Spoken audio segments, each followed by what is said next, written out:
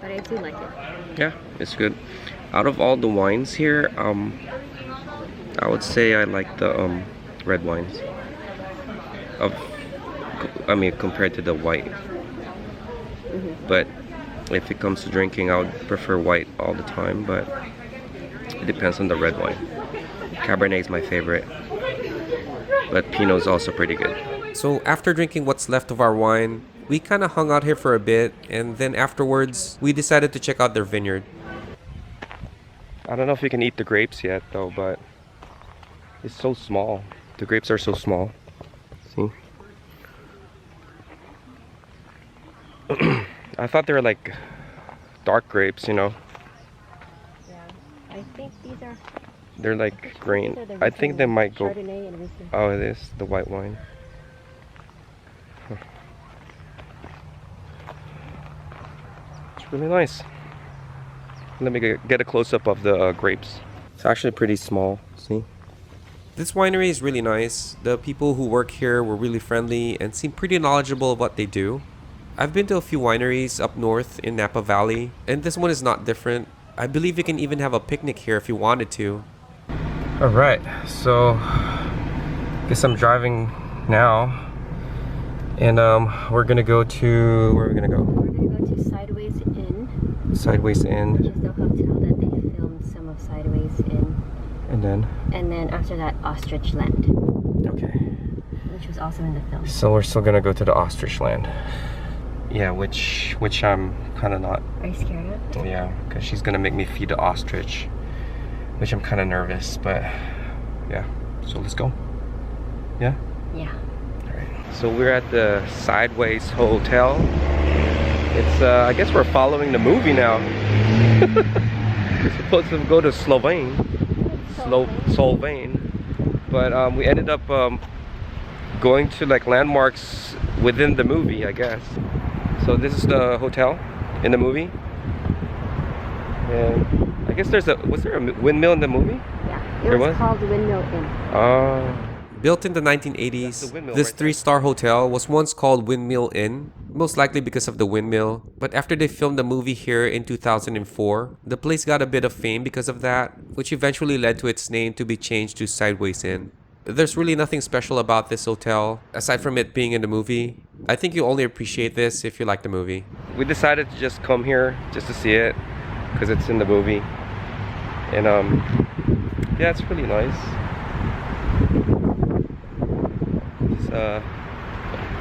After that, we're just gonna go and go to the ostrich farm after this. So we're at the ostrich farm. Got my mask on, because we're gonna be talking to more people in there. So alright, I'm gonna feed the ostrich, I guess, right? Here is the ostrich. Holy crap, they're huge, right? Here, let me take off.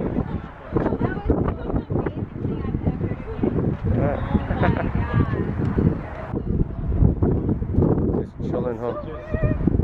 Where's his head? Oh god, there is his head. Let me just film it.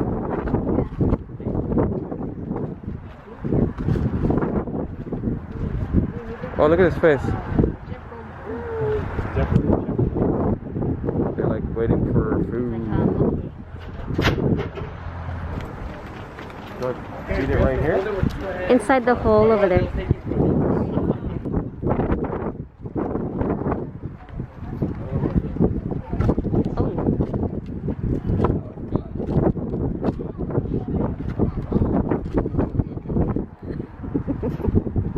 There's some more.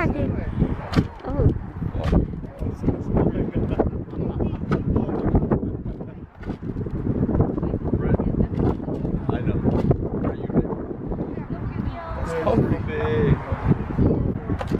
They're pretty strong. Wow. Yeah, gosh.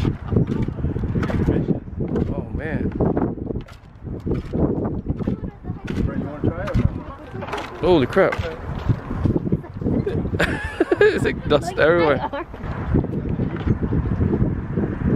some more. We finished it up. That's like $1. Look at him. He's like, what? I want to see an egg though. I want to see an ostrich egg. Oh my god, he's taking a piss right there. That one took a piss. Yeah, that one took a piss. Oh look, there's a squirrel. Look at this guy. Sneaking up on the ostrich and shit.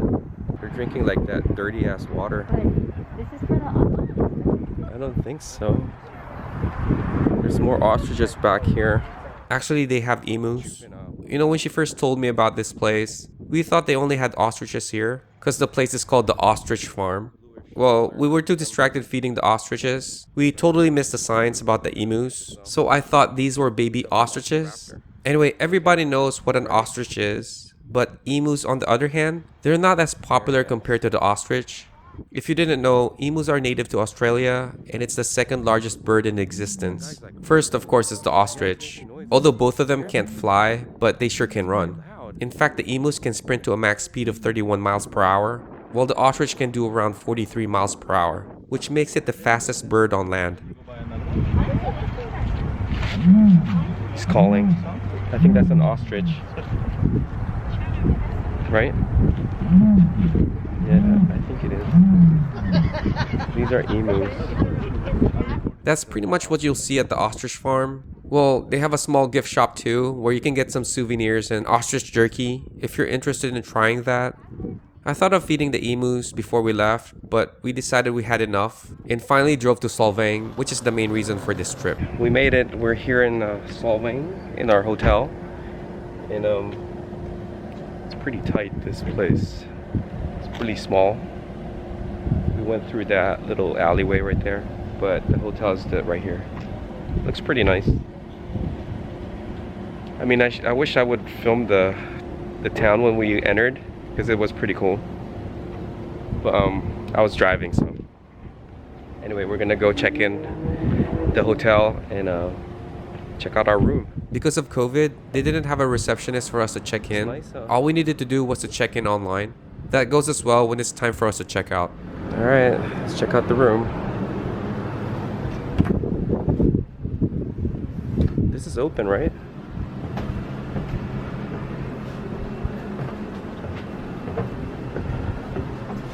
Do you know the number? The code?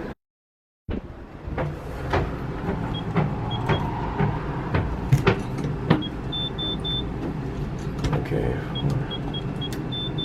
Nope.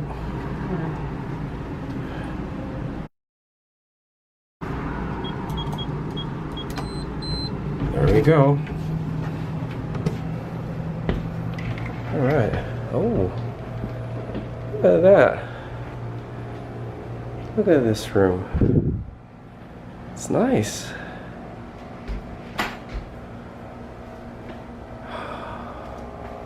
It's actually not bad. I kind of want to take off my shoes though. Right? Has a TV right there.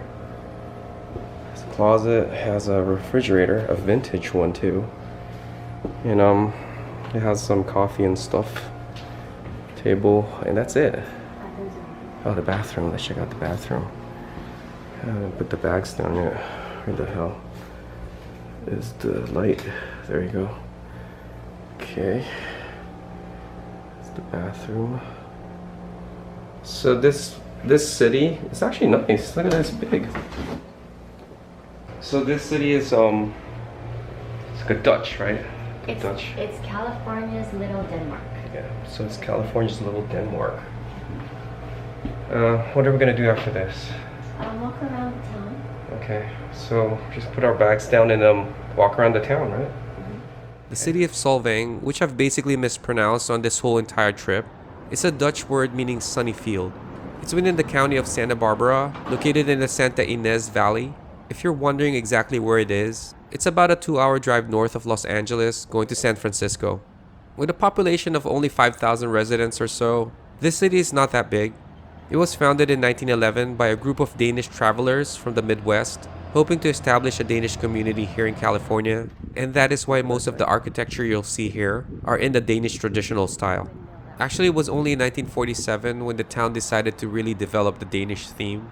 And fast forward 38 years, in 1985, is when Solvang became a city, being referred to as the Danish capital of America. What Aside from Solvang being known for its Danish architecture of windmills and homes, you'll also find many stores, bakeries, and restaurants all offering a taste of Denmark.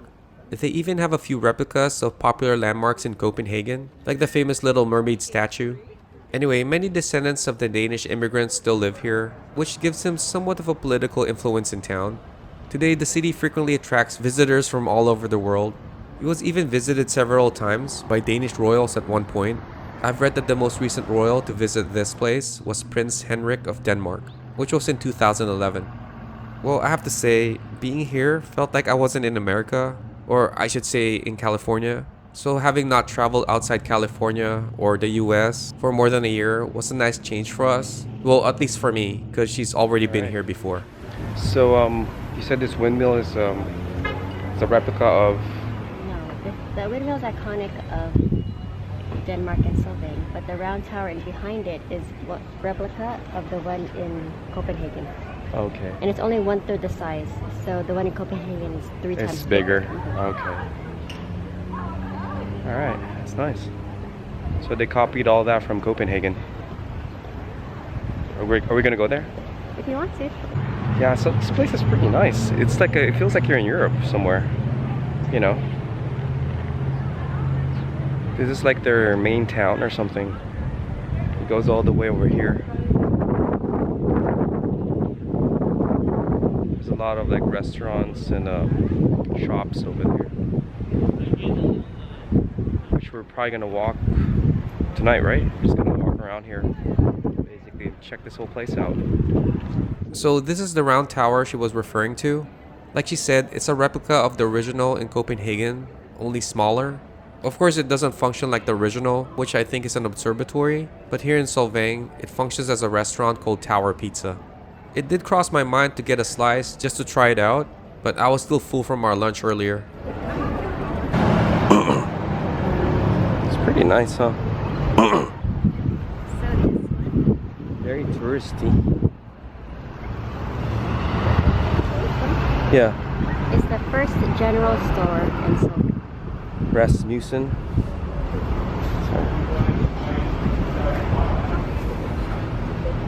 So these are the landmarks. If you go to Solvang, these are the landmarks that you can go to. See? We are currently right here. So the town is not really that big. Okay. So the Prince of Denmark actually went here? Prince Consort of Denmark came here and dedicated that, the Centennial Plaza. or this plaza. And And they put and that brick is the symbol of the dedication. no, What? they put a time capsule here. Oh, there's a time capsule in there? And they'll open it in 2061, Oh, really?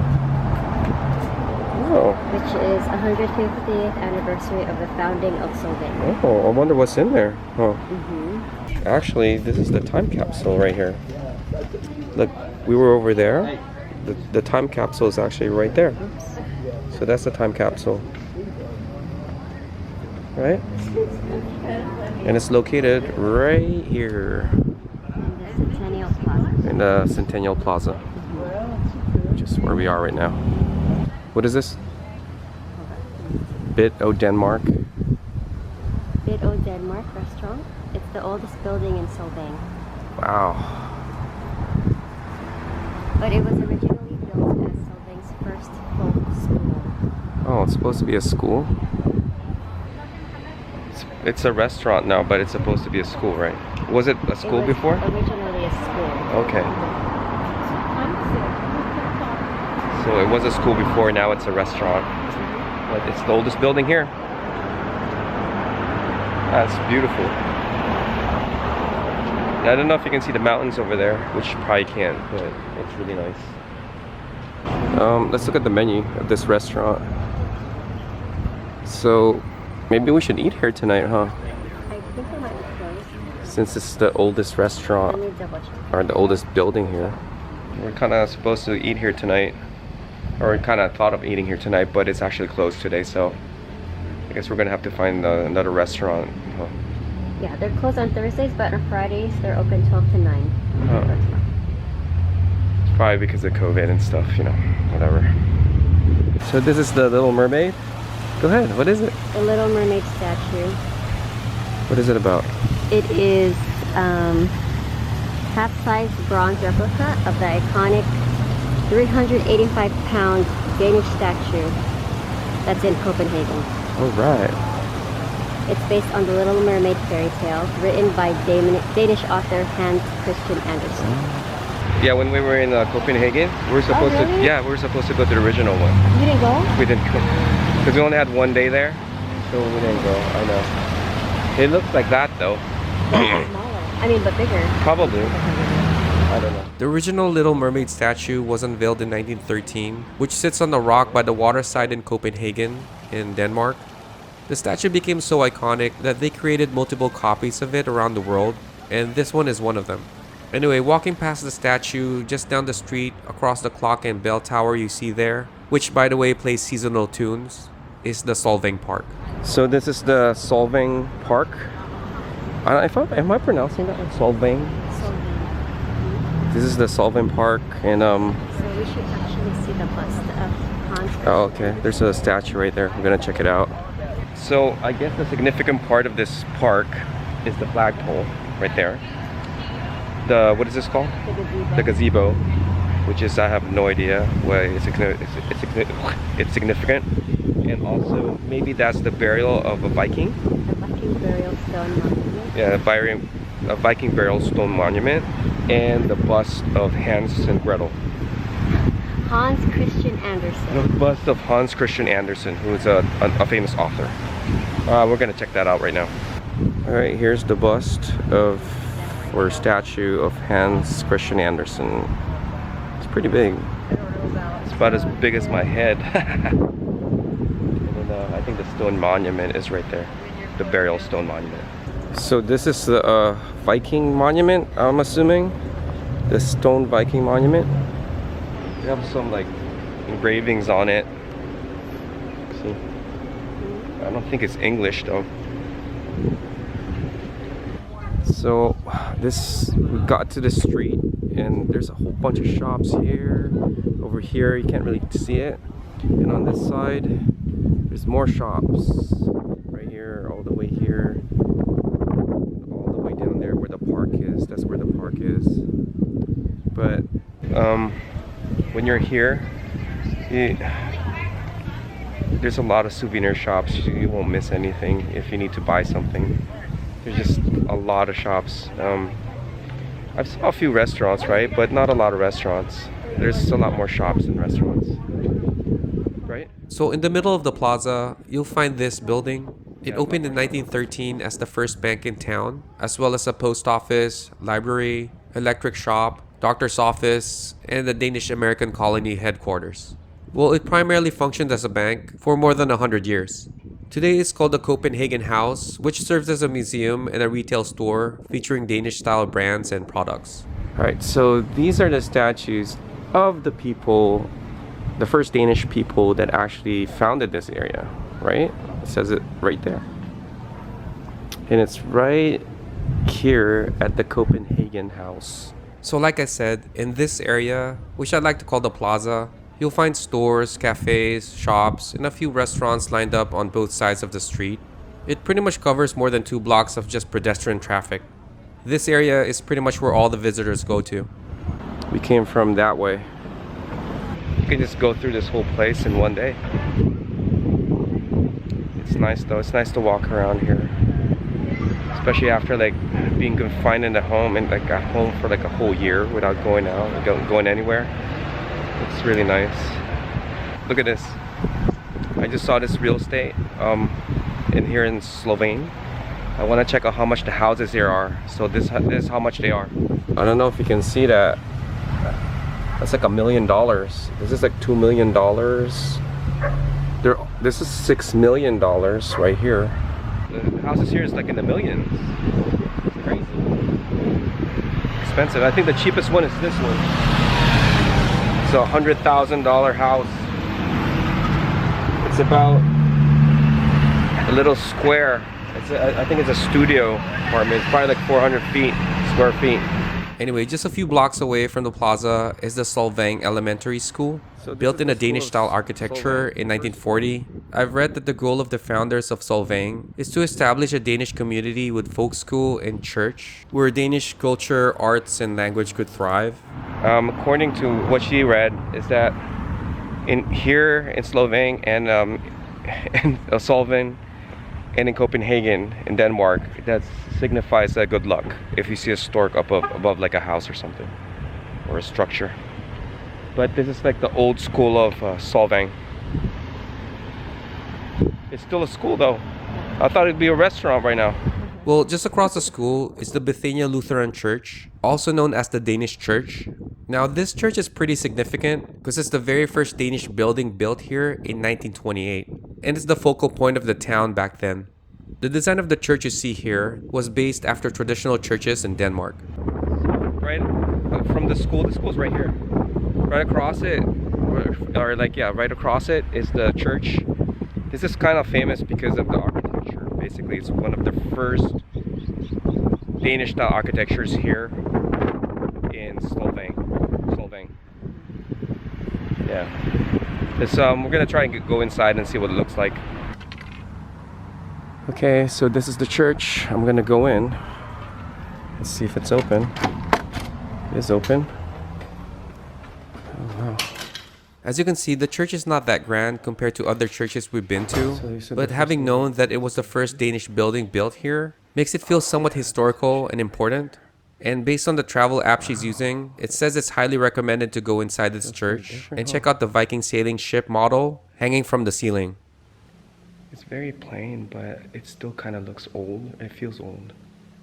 And I like the organ up there, which they always do have. The Catholic churches do. Yeah, it's very different. This is the ship that we're talking about. It is said that the ship is a symbol of tradition, in which the idea of the church is like a ship, taking people safely throughout the storms of life. I've tried to research more about this particular ship, on when it was built or who built it, but I couldn't find anything about it. Same as the organ you see above there. I basically came up with nothing. Anyway, from the church, we came to this place, the Solvang Festival Theater. Built in only 58 days, this theater first opened in 1974. It's the only open-air venue or amphitheater of its kind located here in the Central Coast. This theater can seat up to 700 people, attracting more than 40,000 spectators every year. Plays and musicals are performed here every night, so if you're into that sort of thing, you should definitely come here and check it out. Well, for us, we didn't plan to watch anything, we just came here to see what it looks like. So the theater looks like this inside. If you go inside, it looks like that. So I think this is the house and So this right here is the oldest house in Solvang, right? yes. The oldest standing house in Solvang. It belonged to one of the founders, like she said. And it's, what is it? It's called the Dragon House. No, What is it called? this is the house and that's the Dragon Tower. They're Oh, this separate. is the house right here. That's the oldest house in Solvang. And then right next to it, which is, what is that?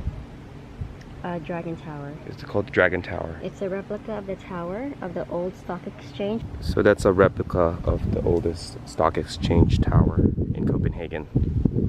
Has a spiral right there. Yeah, it's called the Dragon Spire, and there's 4 dragons that protect the tower that have tails It's that entwine. oh yeah, spire. Okay. And it Oh, there's the represents- dragons right there. Yeah, it represents unity and mutual support of the 4 Scandinavian countries: Denmark, Norway, Sweden, and Finland. Nice. And the main street is right here. So this is the house, and it looks like it's on sale. Right?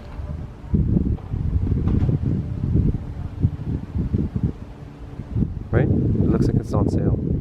Okay, so actually, this is not the oldest house.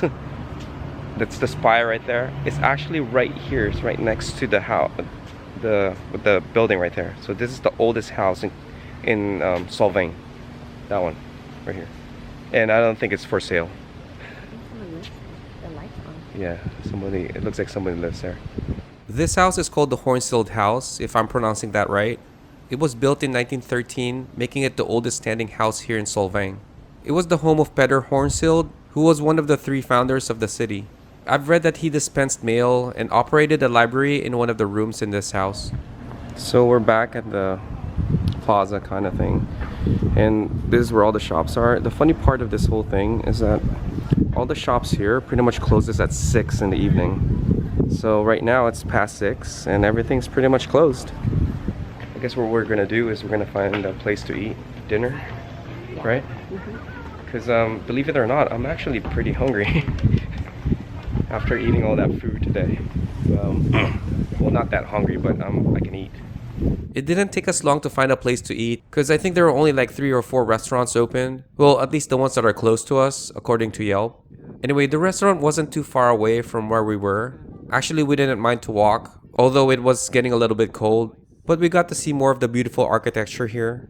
I mean, this is basically what Solvang is known for, and it's also one of the main reasons why we chose to visit this place. Well, after all, it's the only Danish city I know that exists here in California. Alright, so this is the restaurant we're gonna go to. It's a steakhouse, and hopefully the food here is good. So actually, this is the entrance. The one that we went to was the back, the back door. But this is the entrance of the steakhouse. All right, let's go. So I'm going to be completely honest here. I was in complete shock when I scanned the menu. I mean, the place didn't seem to be a high-end restaurant, but the prices sure did. I mean, look at it. The appetizers alone are already like 20 bucks. Anyway, speaking of appetizers, we ordered some fresh oysters. And as for my main dish, since this restaurant is a steakhouse, I got the bone-in ribeye steak, which by the way, is the most expensive steak I've ever ordered in my life. And for her, she decided to get the boiled lobster tail, which is probably the most expensive lobster tail she's ever ordered as well. Well, to complement my steak, I thought of getting some sauteed wild mushrooms, but she wanted to get a side of mushrooms too, so we ended up getting an actual side of wild mushrooms and a side of grilled asparagus. For our drinks, she got a glass of Sauvignon Blanc, and I got myself a beer. So while we're waiting for our food, they started us with some toasted bread and butter with some kind of pickled vegetable. I noticed the toast had some butter already, but I couldn't help myself. It felt like I had to put more butter just because it's there. I don't know what it is, but I think if someone plates you a dish, it doesn't matter if you're in a restaurant or at home. In my mind, there must be a purpose for every element on this dish, right?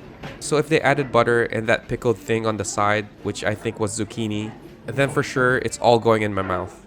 And surprisingly, the pickled zucchini worked really well with the toast. It was pretty good, but not good enough to shake the thought of that $70 steak that I just ordered. That damn thing better be good.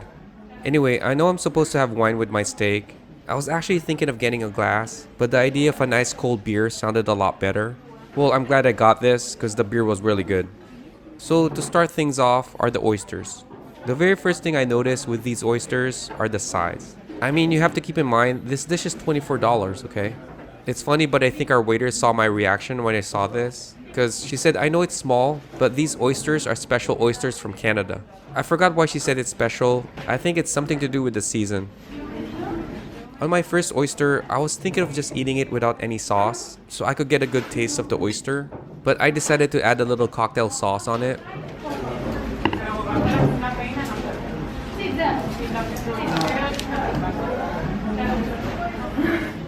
You know, although the oysters are small, it was surprisingly pretty good.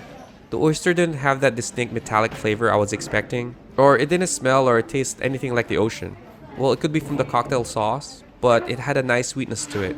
It was really good. Anyway, I'm not sure if our waiter explained the sauce it came with. Maybe she did, but this sauce looks like the one we had in Ireland. I believe it's called mignonette.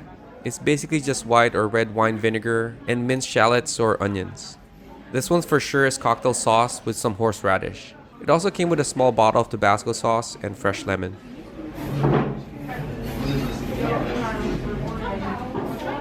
So on my next oyster, I'm going to put some mignonette, which by the way is my favorite sauce for oysters, and I also added some cocktail sauce. I know we both only had 3 oysters, but every time I eat one, it just kept getting better and better. Doesn't matter what sauce you put, cocktail, mignonette, or just lemon. These oysters really taste different from any oysters I've had before. It's just too bad that the oyster itself was pretty small, but I'm gonna say that it's the best oysters I've ever had so far. It was simply amazing. Now, 6 oysters for $24, which makes it $4 an oyster. I don't know. Being that it's the best tasting oyster I've ever had, I still think it's too expensive just because of its size. If it's like double the size and tastes exactly the same, now that would have been worth the $24 in my opinion. Oh, and if you're wondering, she totally agrees with me that it's the best oyster we both had so far. Moving on, we get to the main course. She got her lobster tail and I got my ribeye steak without any dressing or sauce on it. Well, for $69, the steak looks like any other steak. The size was pretty big, but the cut was probably just an inch. It's not that thick. Anyway, with our meal, we had the side of wild mushrooms and the side of grilled asparagus as well. Gotta have some veggies, right? So first off is her lobster tail. I have to say, it looks really good. You can see a little char on the meat, most likely from a blowtorch. You can also see some garnishes on and underneath the lobster.